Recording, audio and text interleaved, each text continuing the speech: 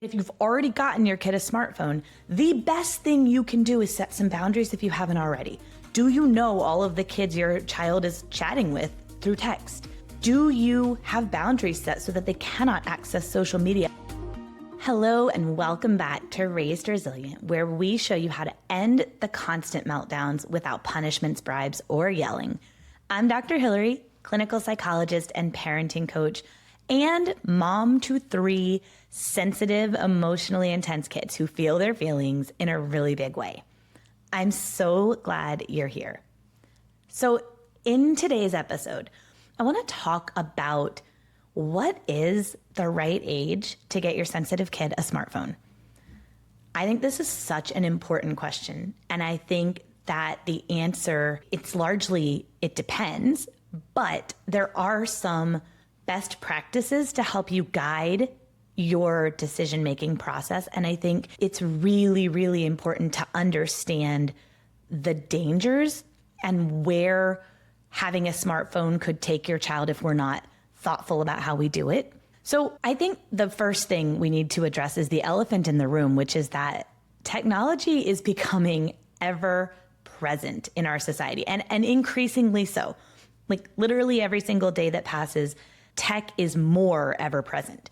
And tech that you wear or carry on your person is more and more ever present. And so whereas even, 10 years ago, kids were going to school and having a break from technology while they sit in the classroom and they learn, now they've got dedicated Chromebook devices that sit on their desk and that they are interacting with all day long.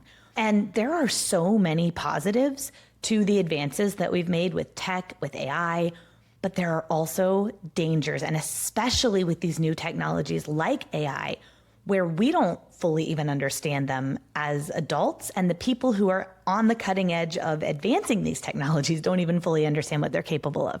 So we can see where this presents a real challenge for parenting, because not only are these technologies just developing faster than we can even learn how to use them, but also these technologies are new.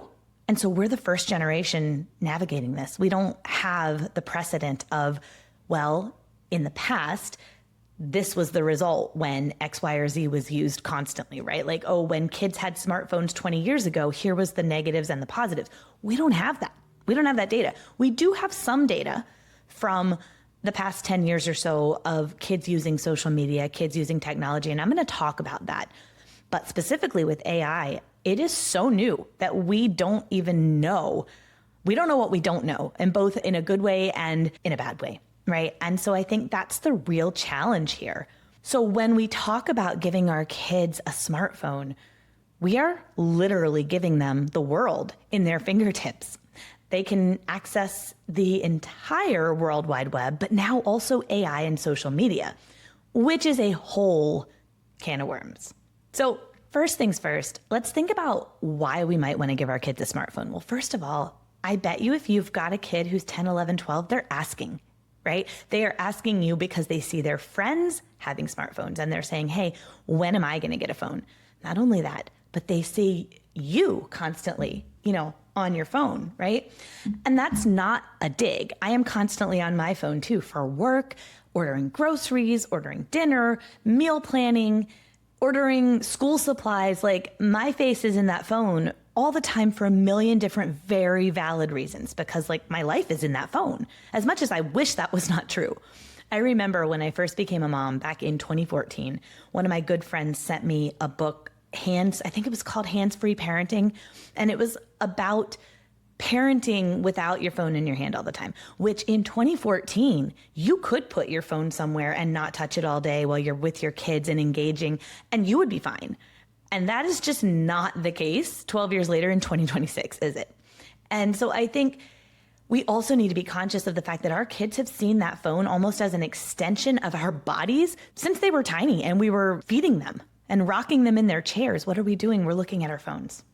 And again, I don't say any of that to make you feel guilty or to make you feel judged, I did the same thing. I literally took whole classes and read books on my Kindle while I was breastfeeding, like just sitting there on my phone.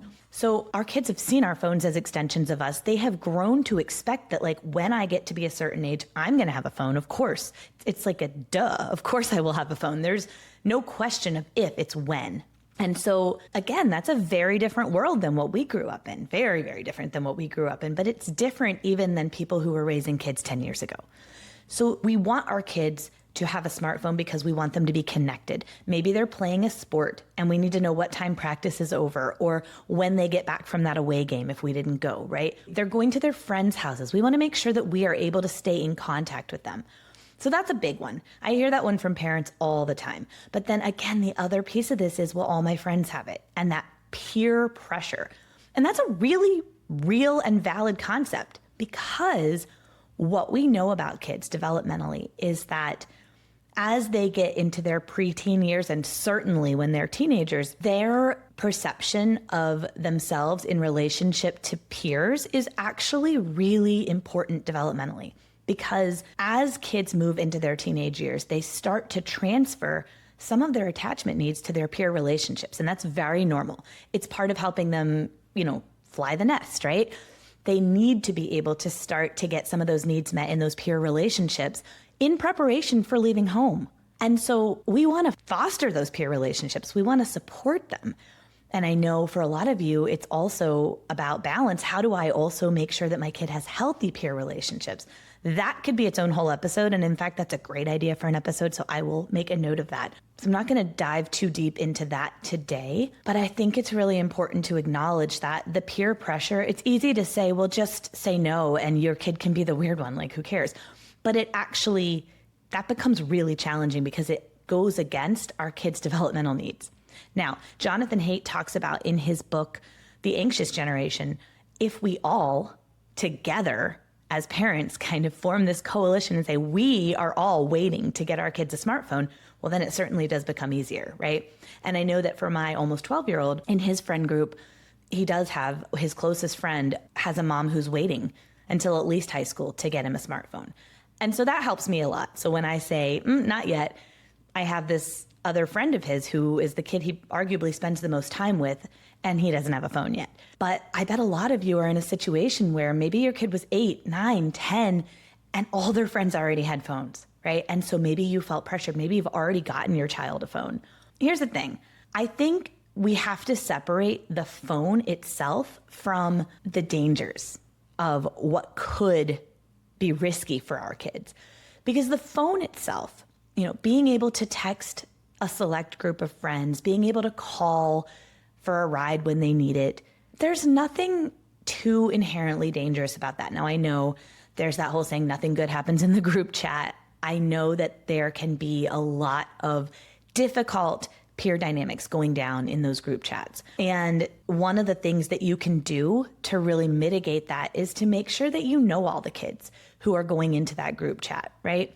So if your child is doing sort of a group text with friends, who are they texting? Do you know each of those kids?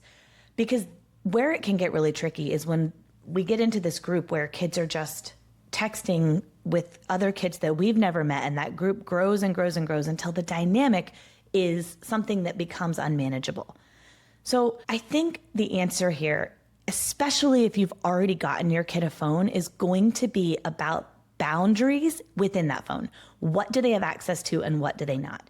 So the real dangers are, first of all, with the internet, you can't unsee something that you've seen. And there's a lot out there that would be really detrimental for our kids to see, especially the younger they are, right?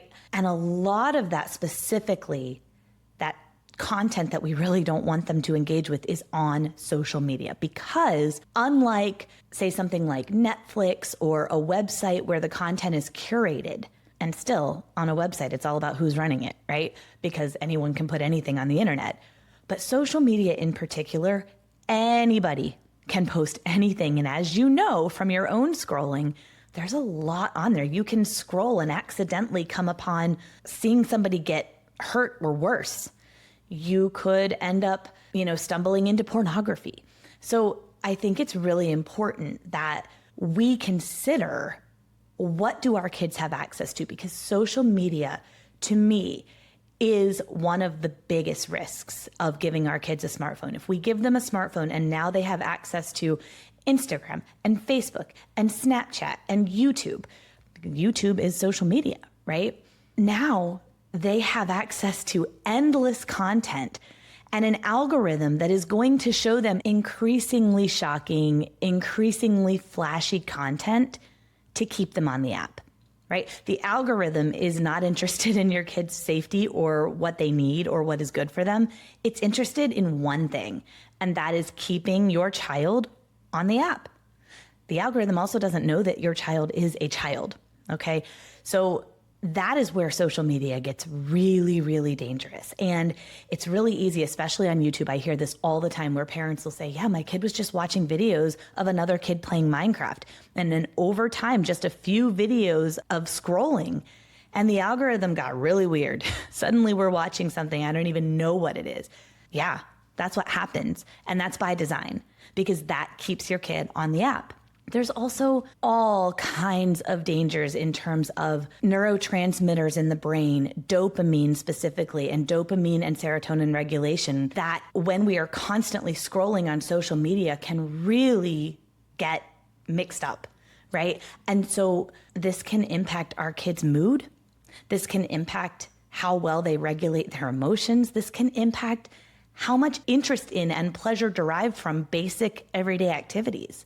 This can create a kid who is bored and listless and doesn't find a lot of joy in just living.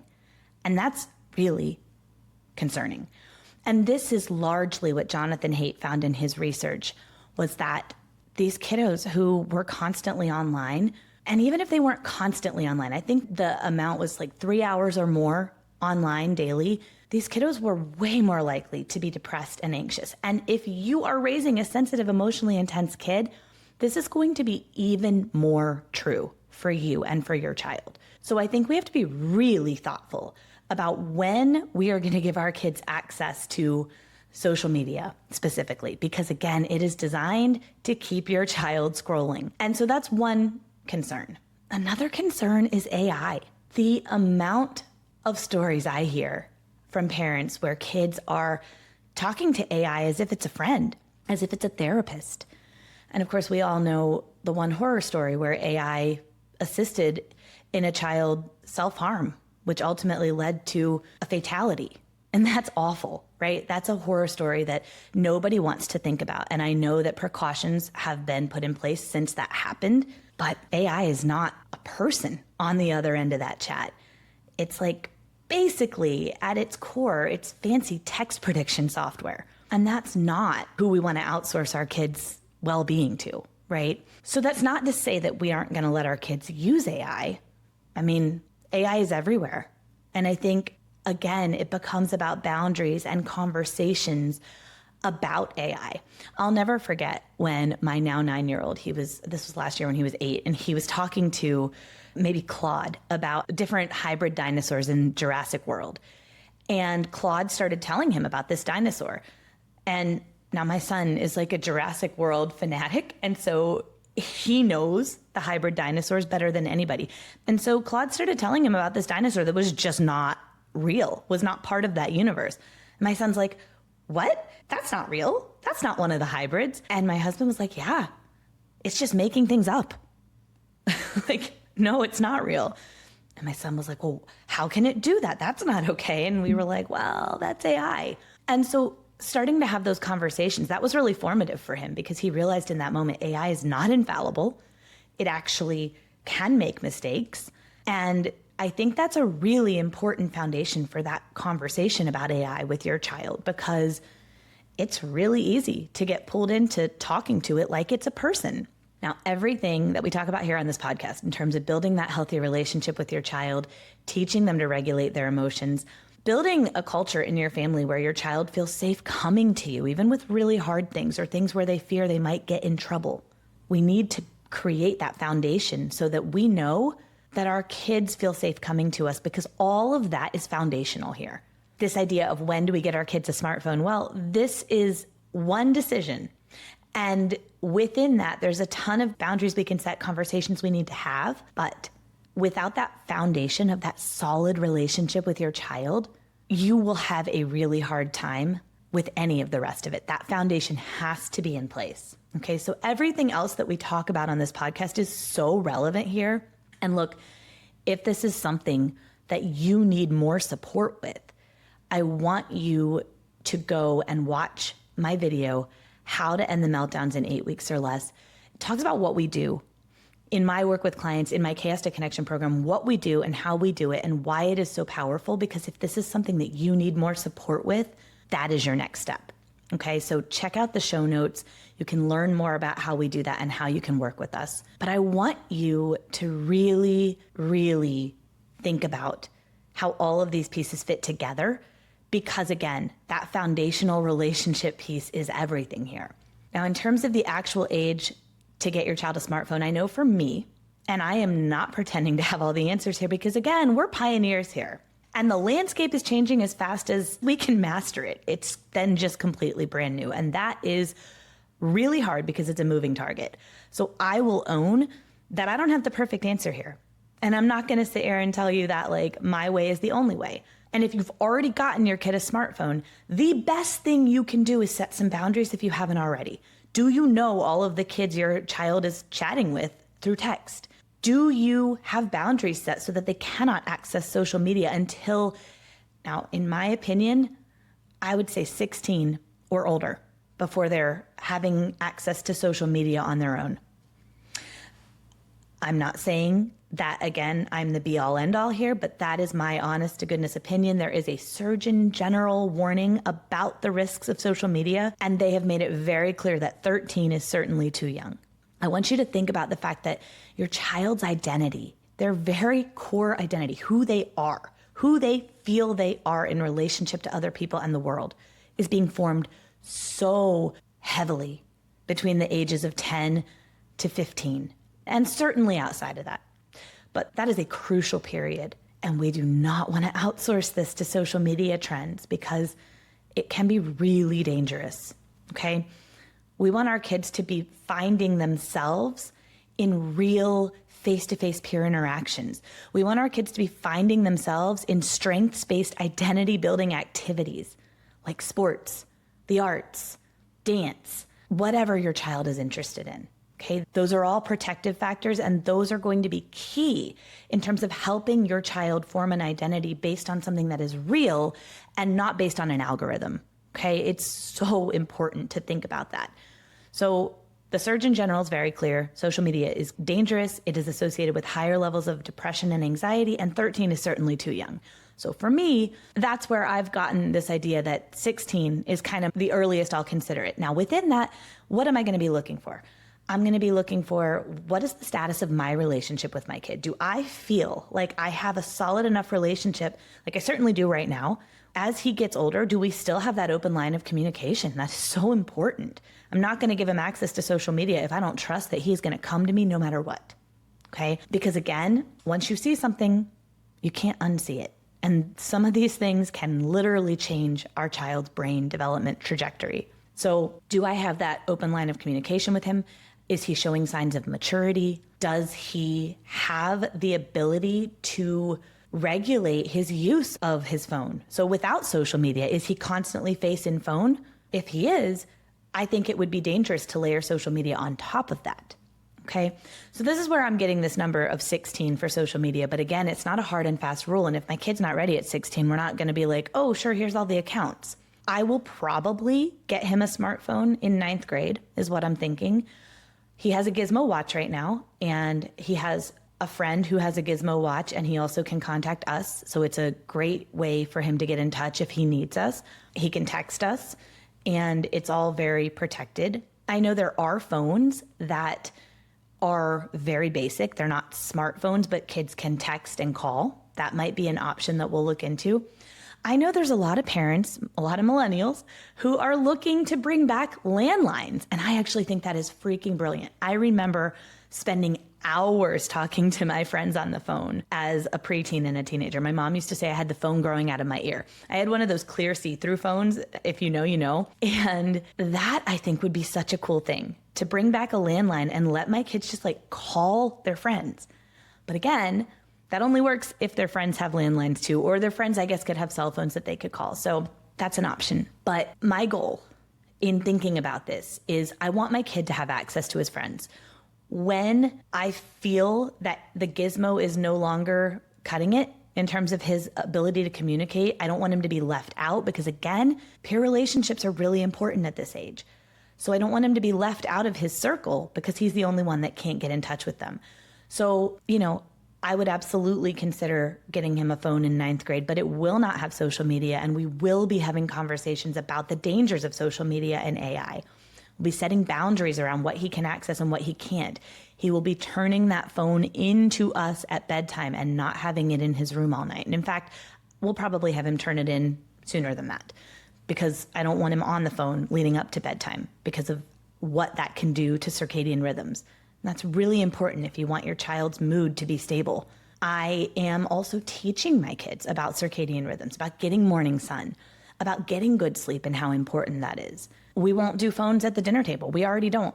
But that's something we will continue to have, a device-free family dinner. So these are all the considerations that I am thinking about as I consider when to get my oldest a phone. The other thing, and this is kind of sad to think about, but also really important, once you get your child a phone and they know life with a phone, they never can go back to the innocence of life without a device that is constantly in your hand. They can't go back to that. And I think that's something I want to preserve for as long as I can. I want to preserve my child's ability to exist in a world that isn't constantly pinging him with notifications. So that's where I'm at right now. Again, I don't pretend to have the perfect answer here. I don't pretend to know the exact right age. I think it depends on your kid. You might have a kid who at 16 is not showing the maturity even for a basic phone. You have to take this on a case-by-case basis. And again, always, always, always be building that foundational relationship with your child. So I hope that's helpful. I hope that this conversation gets your wheels turning in terms of what to think about, what questions to be asking. And if this is something that is helpful to you and you have follow-up questions, email us at support@raisedresilient.com. Let us know, and we will try to incorporate some of those questions into a future episode if we can. Thank you so much for listening. Thank you so much for being here, and I'll catch you in the next episode.